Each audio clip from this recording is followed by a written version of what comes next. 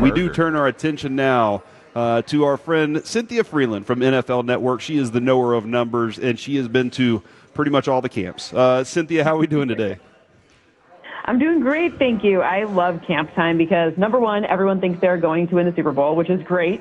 And, number two, I like the heat. I don't get, in Southern California, we don't get, like, the crazy heat like some of the other places. So I haven't had humidity in a while, so I like it. It was fun. What is what's the best camp to go to? Because we get to go out to the Cowboys experience, once a year. We get to go see that out in Oxnard. Yeah. What's the best environment that you've experienced so far? Oh, well, I was in Detroit on the day when they had puppies, so it's really hard to, like rescue dogs, like really make things like pretty incredible. But yes, I mean the Raiders was cool too because we were inside, but I don't know, like and when you go to Raiders for work, you just get good meals on the road in Vegas. So I think they're all pretty awesome, but I think if I had to pick one of like all of the ones I've ever been to, riding the bikes in Green Bay is pretty cool. Okay. All right. See, and that's the thing, Fred, like when we go to spring training, I tell people, make that a bucket list thing. Yeah. Like spring training's awesome. You can see like 10 games in one day, it feels like sometimes. So I'm always trying to figure out if the bucket list for NFL camps. So I appreciate that, Cynthia. Of course. You did have the breaking news earlier in the week that it's unlikely that Micah Parsons plays for the Cowboys. Can you elaborate a little bit more on what you heard and what you're feeling from that? Yeah, I mean, I think that, like everyone else, it's hard to imagine that actually happening because this is the timeline that the Cowboys go along basically every single season, at least since 2015 with Des, right? So ultimately, this is something that happens. Last year, Dak didn't sign until, literally the day of the first game. So we're used to this cadence. However, I think that it's different. A pass rusher's market this late in the game is, and especially one that's as talented as Micah, is just so much easier to plug and play than a quarterback, right? Dak's probably not switching teams later in the game because it'd be really hard to do a reinstall, et cetera, et cetera. So your leverage is a little bit different. And the fact that no one has really talked to Athletes First and David Mulligata, that's interesting as well. So while my source said that they think it's unlikely, I'm like, are you sure? Because I feel like this is always what the Cowboys do. And as far as control goes and the contract goes, the Cowboys do have control of the situation more than if there was some sort of free agency involved. But, I feel as though they're at least, fielding offers or, their calls are coming. Now, if they're listening to those calls, that's a different question. But Gotcha. Calls are coming in more kind of with more reality behind them than other times. Again, I don't imagine it, but my source said that it's more likely that he doesn't than in years past with other types of clients and other types of players. Cynthia, appreciate having you on. We had a barbershop in McKinney that said they wanted to let you know that you got all their love. So, and they are big Cynthia fans. So there you go. Aww. So the DFW is in full effect. Let's go. 100%. So again, and you've been doing this a long time. So when you're echoing a lot of what people here in Dallas think, it's like, yeah, you can send that trade request out, but more than likely it's going to get done in the sloppy fashion that it gets done in Cowboys world. What made your source think that this was going to be different? I think the fact that the market is, like, because of the difference from the player, like, positional standpoint, like, there are 31 other teams that could find a use for him in, like, 2 seconds without having to do much to reconfigure their other players. So I think a lot of it has to do with that and the value that Micah has, because considering the number of snaps he plays isn't as high as some of the other of his contemporaries, would command something that would at least be interesting in the trade market perspective. Whereas you're gonna, a lot of times a player's demand closer to the season starting goes down because of what we talked about before: installs, trying to figure out how they fit within a system, organizational structure, trying to figure out a 53-man roster, how much money do we keep in the cap for injury considerations, et cetera. It becomes harder. Well, now you have those plug-and-play piece that literally any day of the season, week 17, Micah could go on a team and be impactful from day one. Cynthia, we also got a number of people texting in saying that you've helped them win fantasy games in the past and fantasy seasons. So you keep that up and let them know. Let them know right now where they can get the best fantasy advice from you or the best advice for those things. Well, yeah, I mean, we got Fantasy Live coming back on NFL Network, and, I'm on Twitter at C Frelund and Instagram at Cynthia Frelund. So either one, we'll have a lot of good stuff. And Numbers Games coming back, my YouTube show, so we'll have a lot of good notes there. And some of this camps, I feel like sleeper picks are kind of my, favorite ones to do because, we can fight all day. Do you want Saquon? Do you want Bijan? Okay, whatever. It comes down to your draft position. But if you can get the Trey Tuckers of the world, now we're talking about it. Like those guys later round picks that you could potentially slide in, and they give you that upside, especially later in the season when you really need it when injuries start to strike. All right, I know, and people might get upset about this. I love fantasy football. As a matter of fact, the Jakes that we're out today, they are going to be hosting my fantasy football draft coming up here in a couple of weeks. I'm really excited about that. But when it comes to Dak and George Pickens and CeeDee Lamb, not just the fantasy numbers, but the expected numbers for what those guys are going to do this season. Dak's kind of been in this weird place where you're like, is he elite? Is he just regular 13? In middle of pack, trying to figure out. But adding George Pickens definitely adds some pop to what this team is, right? Well, I'm going to ask you again. This one actually comes back to our initial discussion of Micah.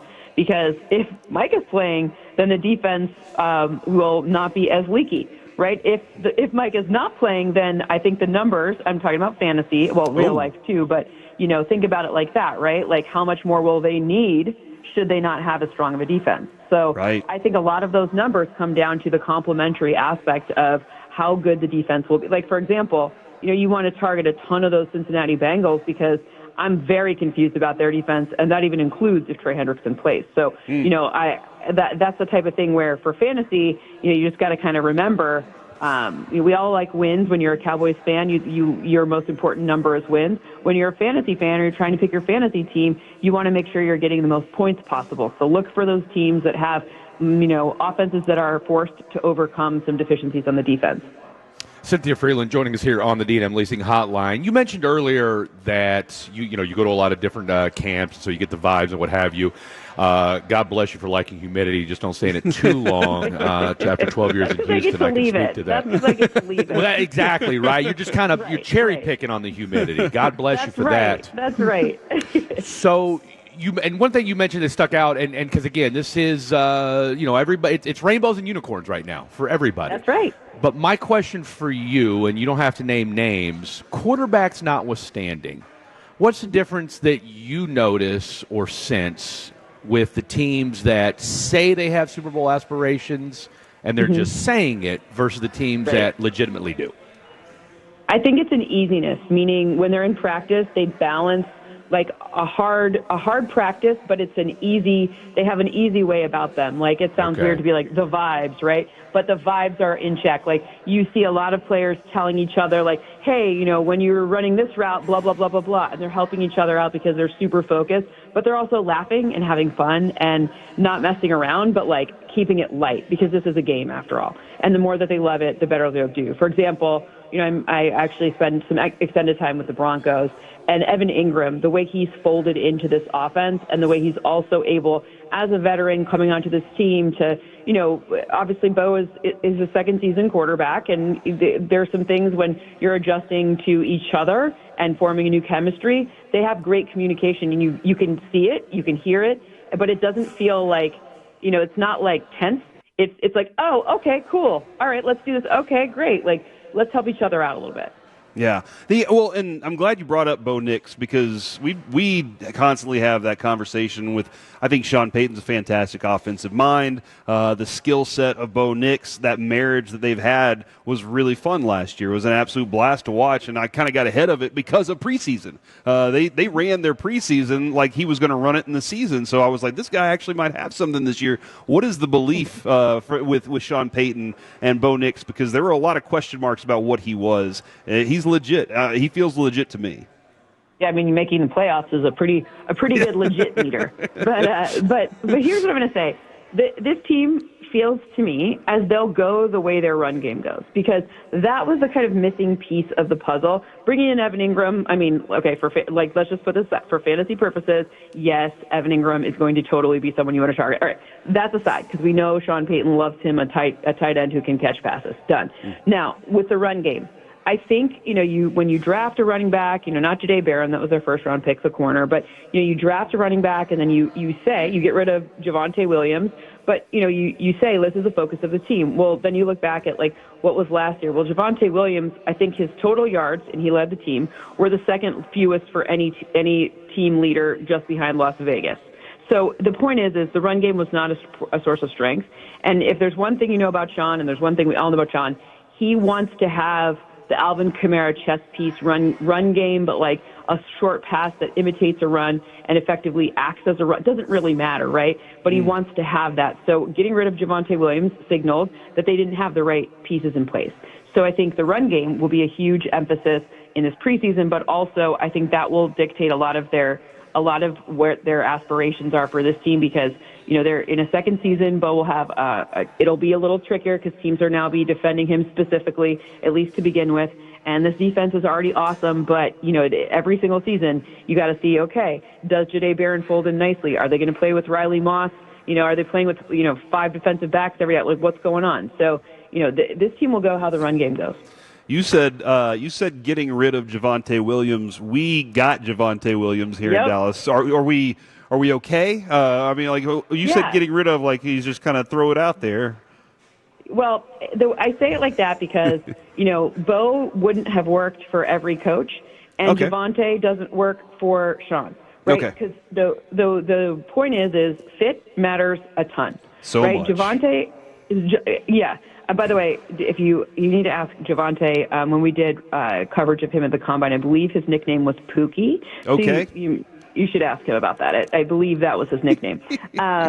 Anyways, I love it. But I think the point is what the strategy of how you want to run listen, the Cowboys, the run game, the run aspect of the Cowboys is completely different. When you close your eyes and you think of Cowboys run, you get a much different look than when you think about Sean Payton's running backs over the course of the years. So the fit with Javonte Williams wasn't right. I actually think the fit is very nice with the Cowboys. Now, I'm going to asterisk there because nobody loved Tyler Booker being signed more than me, but you still, I mean, maybe all of Dallas, but other than that, other than all of Dallas, but other than that, you still don't replace, Zach how many years? Martin.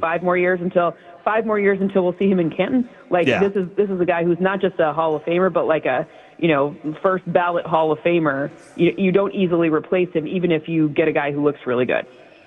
Cynthia, you mentioned the Cowboys' run game. We got a nugget yesterday that our guy Babe Laufenberg dropped on us, that this was the first time ever where Shoddy is going to be able to call plays.